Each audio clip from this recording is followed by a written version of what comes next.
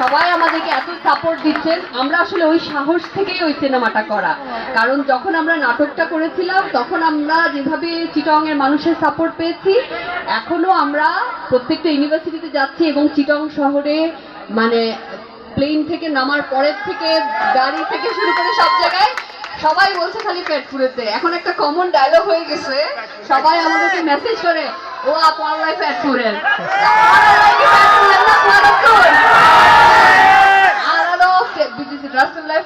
কারণ আই আসলে university life miss করি, কারণ আর সময় এই ফ্ল্যাশ মবটাও কিছু নোয়াছিল আর নাসিল নো পারি।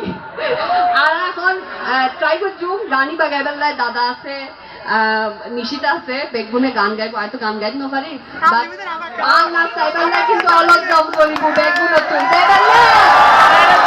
গাইবার লাই সুন্দর হালিয়া হালিয়াতুন আইবু সিনেমা হল সুগন্ধা আর হচ্ছে সিলভার স্ক্রিনে। প্লিজ সবাইকে আমার রিকোয়েস্ট, আপনারা সবাই এসে সিনেমাটা দেখবেন এবং আমাদের চিটং এর ভাষা সবাইকে শিখতে হবে, ঠিক আছে? ওকে, থ্যাংক ইউ সো মাচ।